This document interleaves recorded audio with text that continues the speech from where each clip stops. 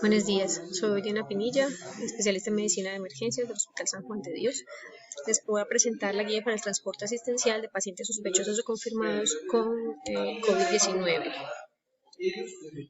Esta guía y lo que vamos a ver el día de hoy consta de este contenido, el objetivo y el alcance, fases de traslado, el procedimiento general previo al traslado asistencial, la gestión de los recursos, manejo de pacientes y aislamiento durante el traslado asistencial, las recomendaciones generales de elementos de protección personal o EPPs y las recomendaciones específicas para el traslado asistencial.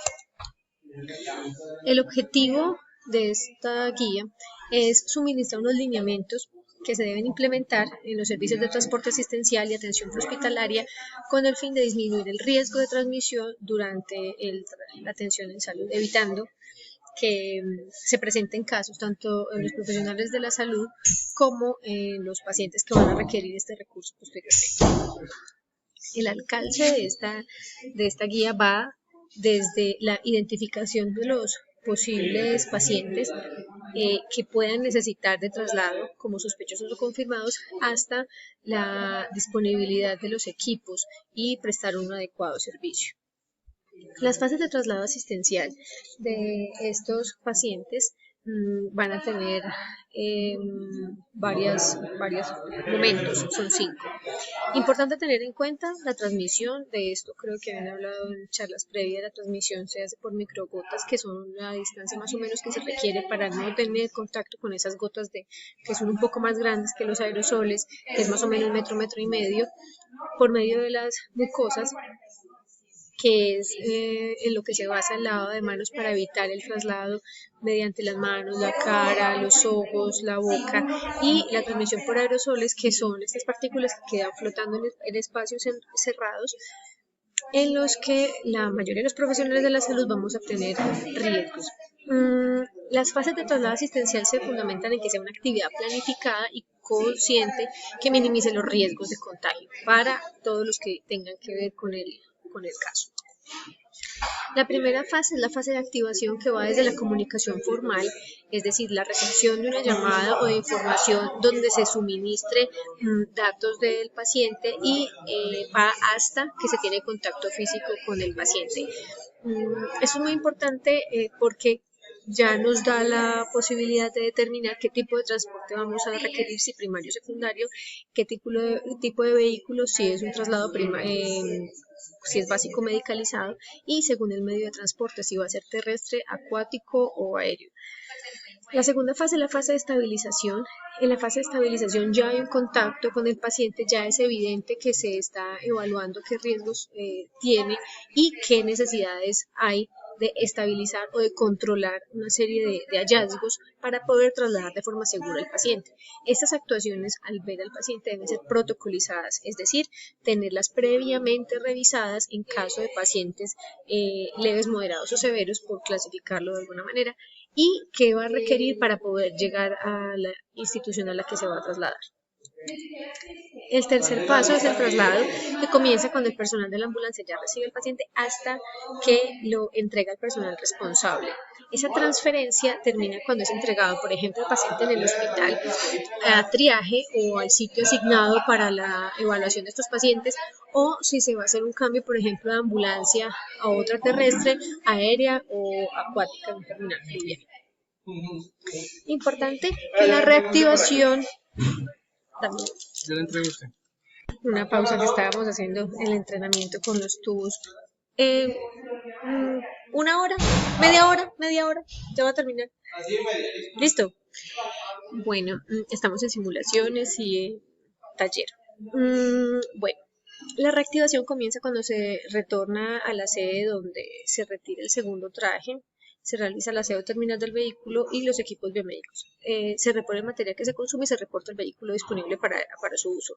Y esta reactivación tiene esta aclaración porque es muy importante tener en cuenta cuál va a ser todos los equipos que van a utilizar para poder trasladar al paciente de EPPs, que es lo que vamos a ver a continuación. Bueno, en el procedimiento general previo al traslado, es decir, cuando ya se tiene contacto del paciente, Hay que evaluar la necesidad de transporte, si requiere ambulancia básica o medicalizada o si se va a hacer el traslado solito, evaluar el estado del paciente, si está estable o inestable, evaluar el riesgo-beneficio de este traslado y en las condiciones en las que se esté, seleccionar el equipamiento, si se requiere algún otro equipo o manejo. Y una de las partes más importantes, referencia y contrarreferencia, la información que se tenga, porque la institución a la que va a dirigirse el paciente o la institución receptora debe tener información clara con relación al paciente. La gestión de los recursos, estos recursos pueden ser el Centro de Regulación y Coordinación, puede ser Centro Regulador de Urgencias, Central de Comunicaciones, Despacho o Referencia y Contrarreferencia.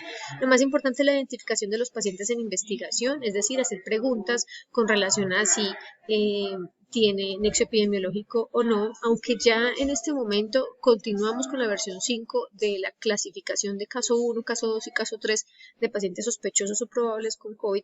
La idea es siempre estar al día con las definiciones y con los cambios planteados, indagando la mayor cantidad de información posible que nos pueda brindar orientaciones si es sospechoso o no.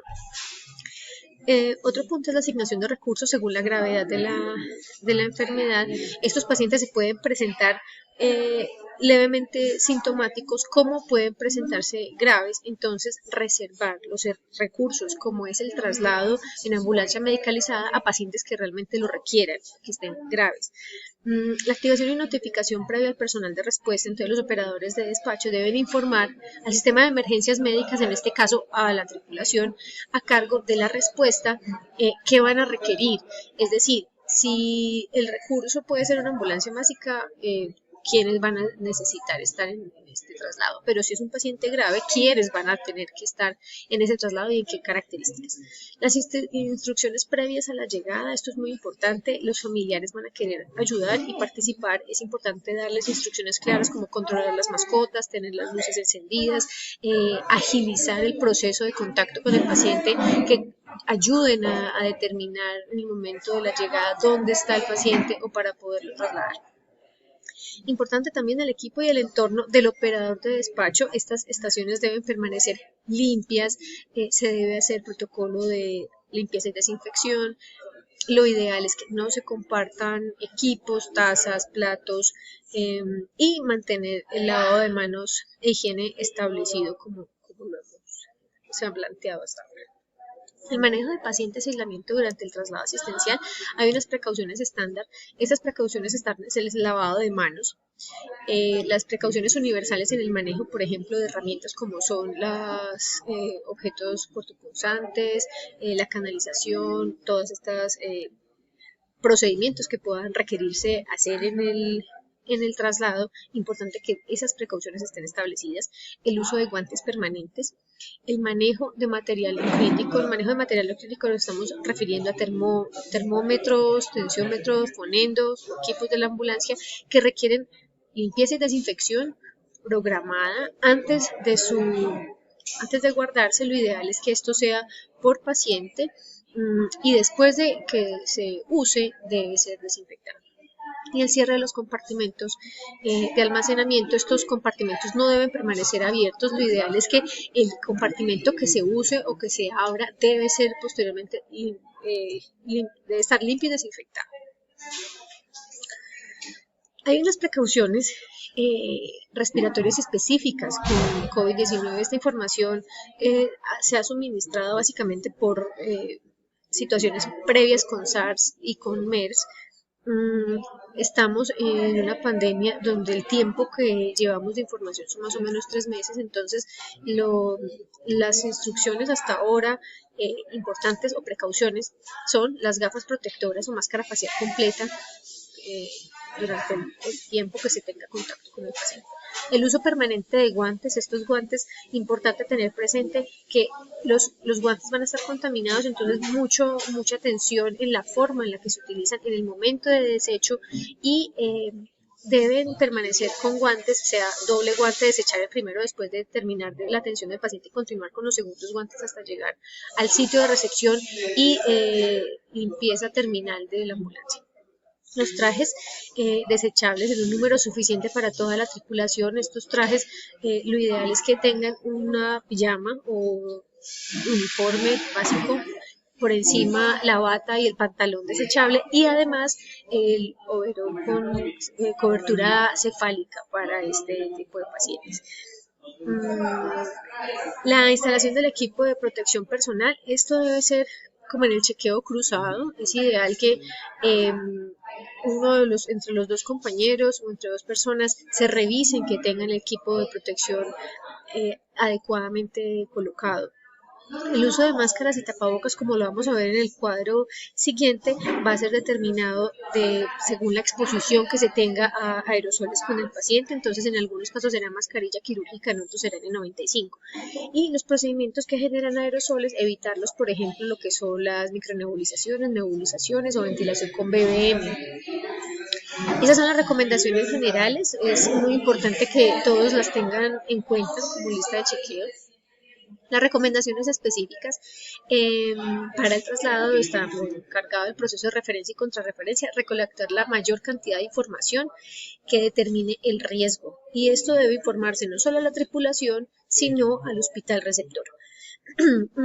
Obtener una historia clínica, obtener datos de medicamentos, de enfermedades previas, si hay contactos en la casa, si hay alguna otra situación anexa al contexto del paciente, verificar los medicamentos, insumos y dispositivos o elementos que se requieran y que sean suficientes para garantizar la seguridad del paciente en el traslado durante la ambulancia y del personal también, como es el oxígeno y la ventilación, por ejemplo, durante el transporte. Las recomendaciones específicas para el traslado asistencial está la valoración general. Esta valoración, que es de primer contacto, es por lo menos manteniendo 1 metro de distancia. Estamos hablando del momento en el que se llega a recepcionar el paciente en su casa o en el sitio de la llamada. Con esta distancia, detectar en qué estado puede estar el paciente y si cumple criterios relativos. Estos criterios relativos básicamente serían mediante preguntas.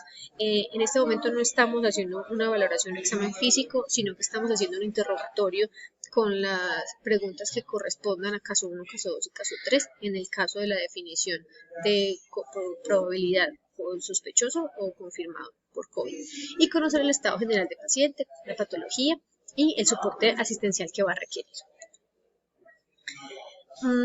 Dentro de las recomendaciones específicas está un traslado primario o un traslado secundario. El traslado primario sería en casos de pacientes no críticos, donde un solo miembro de la tripulación puede estar en la cabina y los otros deben permanecer adelante, de ser posible aislados de la parte donde está el paciente. La valoración de cada caso debe ser una sola persona, tratar de disminuir la cantidad de personas expuestas, y lo debe hacer la persona con mayor conocimiento en el momento sobre el tema. ¿Qué se va a identificar? El estado del paciente, el tipo de preparación que se requiere para poderlo trasladar y definir el medio en el que se va a movilizar. Si se va a movilizar caminando, si requiere camillas, si requiere silla de ruedas. Y solicitar al centro regulador de urgencias o referencia si requiere teleapoyo. Si hay nuevos casos o sospechosos en la familia o en el sitio donde se recepcionó el paciente, se debe registrar los datos de estas personas, notificarlos a la central que envió al equipo y dar las recomendaciones generales de manejo en ese momento. El traslado secundario, desde el personal de salud debe estar completo y sus equipos acordes al tipo de paciente. Hay que verificar la información de la historia clínica administrativa. Bueno, continuamos, otra pausa. Verificar la información clínica administrativa suministrada para poder que se traslade el paciente y coordinar con la central o con el CRUE de la jurisdicción la recepción oportuna del paciente para la prestación del servicio.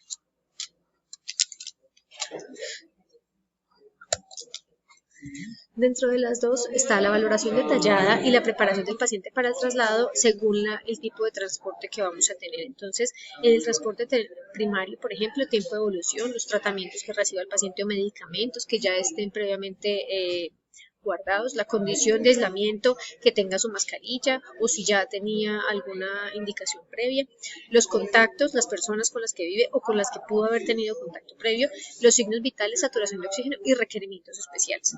Esto debe estar establecido en el transporte. En el transporte secundario, importante el estado clínico del paciente e informar el estado del paciente al centro regulador de urgencias para que el